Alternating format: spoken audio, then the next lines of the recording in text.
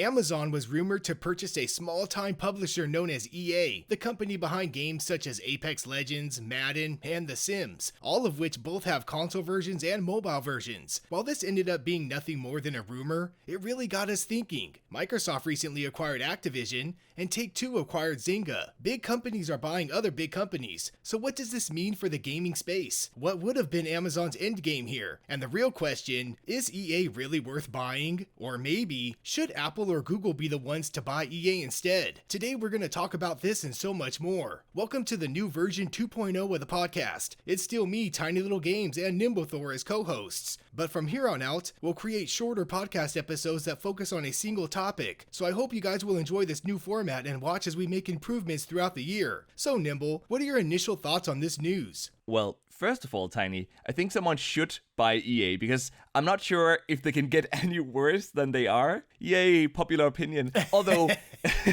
come to think of it, maybe it would actually be worse if someone like NetEase bought them. You know, the people who made the new Diablo Immortal game. Ooh, evil buying evil.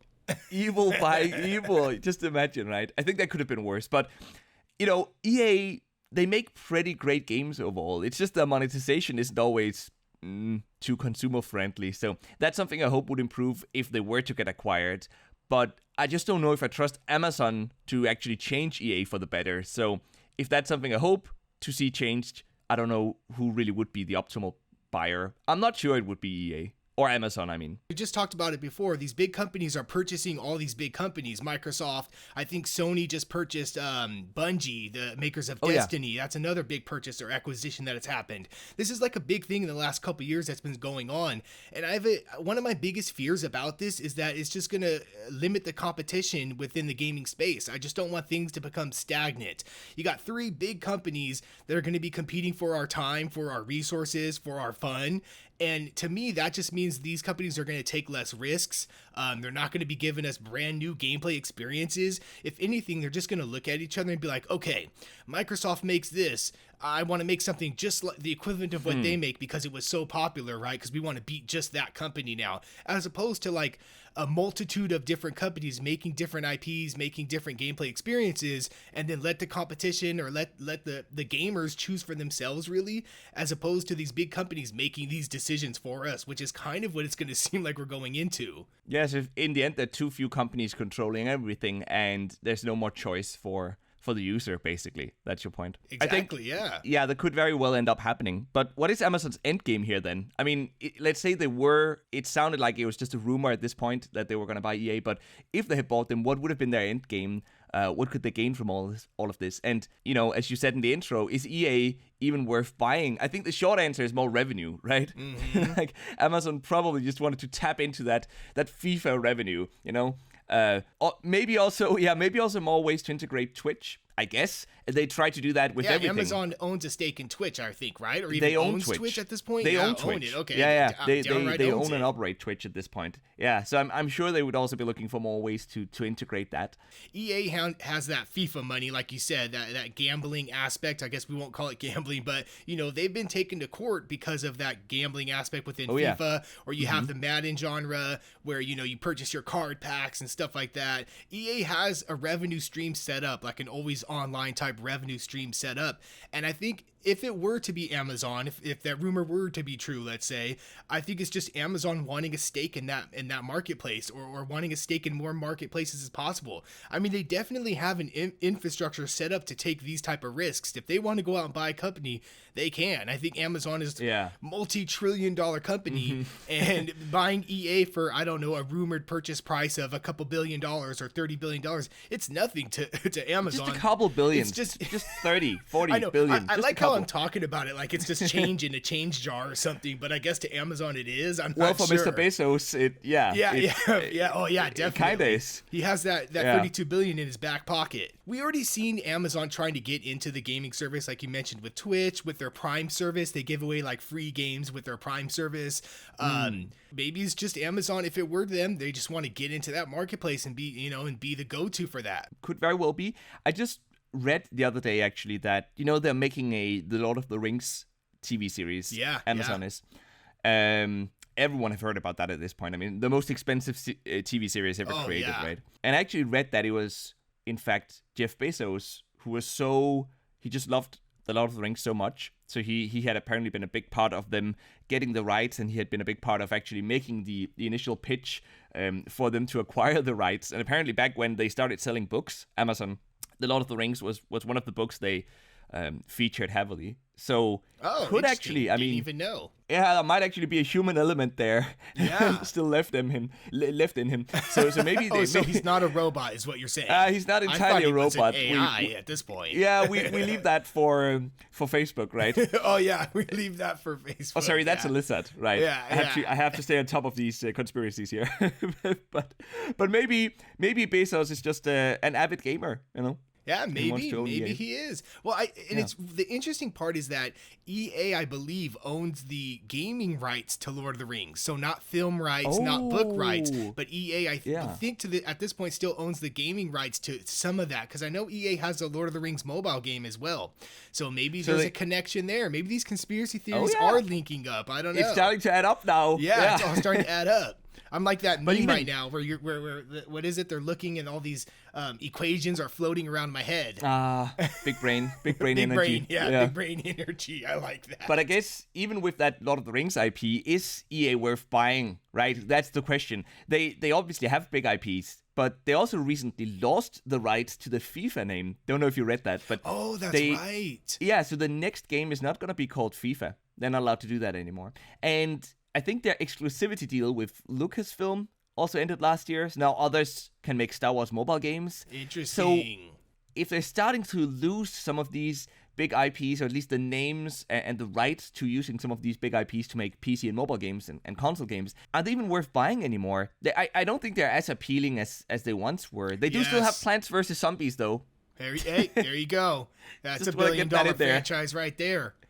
Yeah, I mean, I hope we'll get a good Plants vs. Zombies 3 game. See, I know you said that almost mockingly, but actually, Plants vs. Zombies very popular. Yeah. Listen, look it up on Google Play on the App Store. It has an insane amount of downloads. Insane. I think I looked at it, like 5, 6, 7 million ratings or something like that on Google Play of Plants vs. Zombies. Yeah, that's a lot, and I guess over 100 million downloads. Absolutely insane. I will say, like you said, I did say that with a bit of sarcasm, but I will say when I played Plants vs. Zombies a long time ago, the original one, when it came out, it was a very solid mobile game. Like, it was very solid. The second one was just as good. I think the third one, or the third one is like a free to play. I think the first two were premium, and I'm a big supporter of premium games because I feel like they just offer premium mobile games, because I feel like they just offer a different experience altogether. But I think the third one's going to be a free to play, so we'll see how, what that route takes. But you're right, like EA, I don't think is, at this point, not saying they're not worth buying, because there is rumors out there that EA is looking for a buyer. So that those rumors, I think, hold more true than Amazon being the company that buys them. But they need to make themselves marketable. They need to make themselves, and EA, let's say 10 years ago, was a dominant force in the gaming industry, and they've lost a lot of clout. That's what the young kids say nowadays. They've lost a lot of clout over the last few years when it comes to monetization tactics, getting into mobile gaming and not providing, that ultimate experience that they're looking for, and just their mainstream games are hit or miss. I mean, I think it was, what's the looter shooter they made with the BioWare team? With the robots that fly around that look like Iron Man. The listeners will know exactly what I'm talking about. Right. That it was a live service game and it tanked. It just didn't do good. They just didn't provide Anthem. There you go. Right. Look at you. You're a good listener.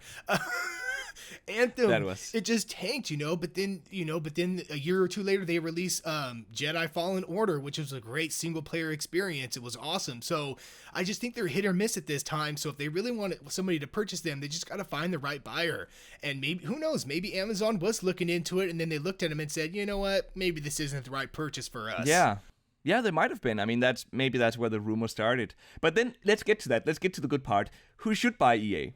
What do you think, Tiny? If it's not Amazon, who should buy EA and why should they buy it? Okay, all right. So out of all the potential companies that could buy EA or even that should buy EA, I'm going to have to say I think Google should buy EA. And here's my thought process. All right. So Google, right? I just feel like Google has been struggling when it comes to like the games media department. Wait, just stop it there. Just Google has been struggling. I think that's safe to say for any new product launch. I guess you're right. Yes, especially for product launches. But yeah, Google, they've been, I mean, obviously Stadia did not turn out as well as they wanted it to be. We don't talk about it. We don't talk about RIP Stadia, press F to pay respects. Just didn't turn out that great. So I think, honestly, they would be a great person or a great company to get this acquisition because they have a lot to gain from it, right? I mean, Play Pass honestly isn't as popular as Apple Arcade right now at the moment. I know they're trying, and now with Netflix games coming in, their subscription, they're providing way more bang for your buck in that department as well.